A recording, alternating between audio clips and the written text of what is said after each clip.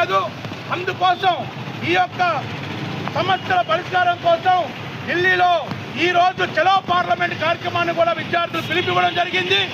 ఈ మొత్తం జరిగిన సంఘటనకి నిరసిస్తూ దేశవ్యాప్తంగా సిపిఎం పార్టీ నిరసన కార్యక్రమాలు నిర్వహించాలని చెప్పినటువంటి పిలుపులో భాగంగా ఇవాళ భద్రాచలం పట్టణ కమిటీ ఆధ్వర్యంలో అంబేద్కర్ సెంటర్లో అమరవీరుల స్థూపాల వద్ద ఈ నిరసన కార్యక్రమం నిర్వహించడం జరుగుతూ ఉంది. ఈ నిరసన కార్యక్రమంలో పార్టీ రాష్ట్ర కమిటీ సభ్యులు ఏజే రమేష్ గారు పాల్గొంటున్నారు. అలాగే జిల్లా కార్యదర్శి వర్గ సభ్యులు ఎంబి నర్సారెడ్డి గారు, అలాగే పుల్లయ్య గారు, జిల్లా కమిటీ సభ్యులు షణ్బాబు గారు, ఇతర పార్టీ టౌన్ కమిటీ సభ్యులందరూ కూడా పాల్గొంటున్నటువంటి ఈ కార్యక్రమాన్ని ఉద్దేశించి మన ఏజే రమేష్ గారిని మాట్లాడవలసిందిగా కోరుతా ఉన్నాను. ఈ కార్యక్రమంలో పాల్గొన్న పార్టీ నాయకత్వానికి కార్యకర్తలకు ముందుగా నమస్కారం. ఈరోజు దేశవ్యాప్తంగా సిపిఎం పార్టీ సిపిఎం ప్రజా సంఘాల ఆధ్వర్యంలో చలో పార్లమెంట్కి మద్దతుగా వాంగ్చుక్ అక్రమ అరెస్టుకు నిరసన కార్యక్రమాలు చేయాలని చెప్పేసి దేశవ్యాప్తంగా పిలుపునివ్వడం జరిగింది. ఈ సంవత్సరం జరిగినటువంటి నీట్ పరీక్షల్లో 22 లక్షల మంది విద్యార్థులు హాజరు కావడం జరిగింది.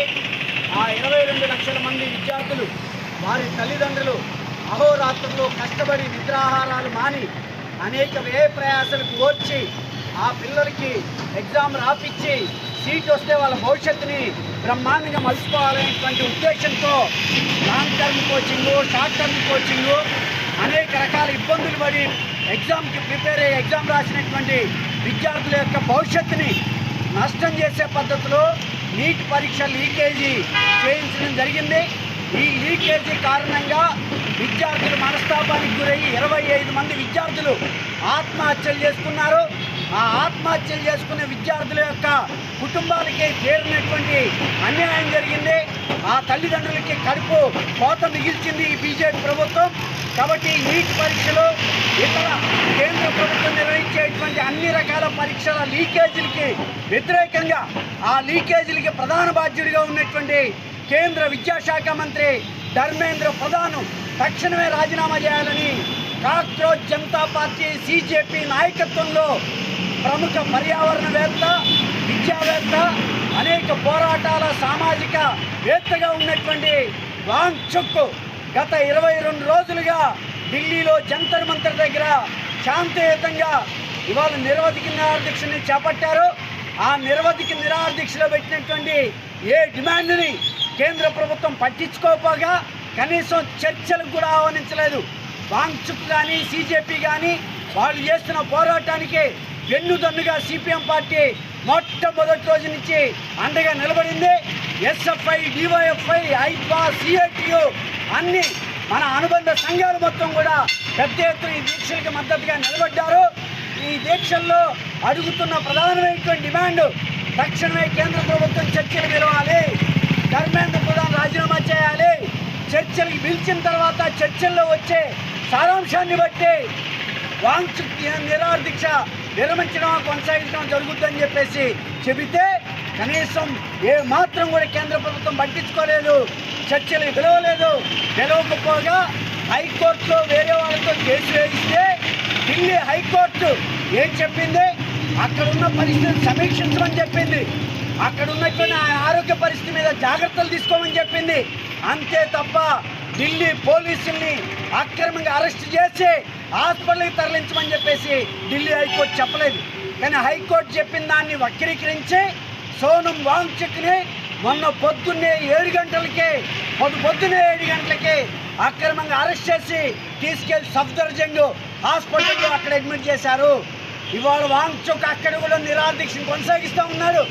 ఆయన ఆరోగ్య పరిస్థితి తెలుసుకోవడానికి సిపిఎం పార్టీ అఖిల భారత ప్రధాన కార్యదర్శి ఎంఏ బేబీ గారు, పొలిట్ బ్యూరో సభ్యుడు అరుణ్ కుమార్ గారు, రాజ్యసభ పక్ష నేత జాన్ బ్రిటాస్ గారు ముగ్గురు సఫ్దర్జంగ్ హాస్పిటల్కి ఆయన పరామర్శించి డాక్టర్ల దగ్గరికి వెళ్ళి ఆయన ఆరోగ్య పరిస్థితి తెలుసుకుందామని ప్రయత్నం చేస్తే ఢిల్లీ పోలీసు హాస్పిటల్లో ఉన్నటువంటి వాంగ్చుక్ని పరామర్శించడానికి కూడా అనుమతి ఇవ్వలేదు. ఇదేం దుర్మార్గం, ఇదేం ప్రజాస్వామ్యం? ఇవాళ పర్యావరణవేత్తగా ఉండే 70 ఏళ్ల వయసులో ఇవాళ మొత్తం దేశవ్యాప్తంగా విద్యార్థుల తల్లిదండ్రుల వాళ్ళ పోషణ ఇప్పించేదానికి ముఖ్యమైనటువంటి పోరాటాన్ని నిర్వహించినటువంటి ఆయన్ని తీసుకెళ్లి హాస్పిటల్లో పడేస్తే హాస్పిటల్లో ఉన్నటువంటి ఆయన పరామర్శించడానికి కూడా ఈ ప్రభుత్వం అంగీకరించలేదు. ఇంత దుర్మార్గంగా ఉంది. వాంచోక్ అక్రమ అరెస్టుకి నిరసనగా వెంటనే సిజేపీ అధ్యక్షుడు ఇవాళ అభిజిత్ దీప్కే ఇవాళ నిరాహార దీక్ష దిగాడు. అభిజిత్ దీప్కేకి మద్దతుగా తోడుగా ఎస్ఎఫ్ఐ అఖిల భారత అధ్యక్షుడు, ఎస్ఎఫ్ఐ అఖిల భారత ఉపాధ్యక్షురాలు ఈరోజు శ్రీమాన్, అలాగే ఐషి ఘోష్ వీళ్ళు కూడా ఇవాళ ఆమరణ నిరాహార దీక్ష కూర్చున్నారు. అందుకని వెంటనే కేంద్ర ప్రభుత్వం మేనిమేషాలు లెక్క పెట్టకుండా, వాళ్ళ ప్రాణాలతో చెలగాటమాడకుండా చర్చలు పిలవాలి. ధర్మేంద్ర ప్రధాన్ రాజీనామా చేయాలి. ఈ డిమాండ్ పరిష్కారం అయ్యేదాకా ఈరోజు జరిగేటువంటి చలో పార్లమెంట్ మార్చి ఇవాళ పొద్దున్నకే 30,000 మంది విద్యార్థులు అక్కడికి చేరుకున్నారు. పెద్ద ఎత్తున ఈరోజు చలో పార్లమెంట్ జరుగుతూ ఉంది. వెంటనే పోలీసుల్ని నివారించి కేంద్ర ప్రభుత్వం చర్చలు పిలవాలి. ఈ రోజు నుంచి పార్లమెంట్ సమావేశాలు మొదలవుతున్నాయి. ప్రధాన ప్రతిపక్షంగా ఉన్న కాంగ్రెస్ పార్టీతో సహా అన్ని రాజకీయ పార్టీలు ఈరోజు పార్లమెంట్లో దీని మీద చర్చలు అవదీయాలి. బయట చేసేటువంటి ఆందోళనకి మద్దతుగా పార్లమెంట్ ఉభయ సభల్లో అక్కడ ఉన్నటువంటి వామపక్షాలు ఇప్పటికే ప్రభుత్వానికి నోటీస్ ఇచ్చాయి. ప్రధాన ప్రతిపక్షంగా ఉన్న కాంగ్రెస్ కూడా దీని మీద వాళ్ళ వైఖరి తెలియజేసి ఈ ఆందోళనలో పాల్గొనాలని చెప్పేసి సిపిఎం పార్టీ డిమాండ్ చేస్తూ ఉంది. ఈ సమస్య పరిష్కారం అయ్యేదాకా జరిగేటువంటి దశల వారి ఆందోళనలో సిపిఎం అగ్రభాగాన ఉంటుందని, వారి ప్రాణాలని కాపాడుకునేదానికి ఆ పోరాటాన్ని ముందుకు తీసుకెళ్తుందని చెప్పేసి తెలియజేస్తూ ఈరోజు జరిగినటువంటి దేశవ్యాప్త పిలుపులో భాగంగా భద్రాచలంలో ఆందోళనలో పాల్గొన్న మీ అందరికీ పార్టీ జిల్లా కమిటీ పక్షాన, పట్టణ కమిటీ పక్షాన హృదయపూర్వక ధన్యవాదాలు తెలియజేస్తూ సెలవు.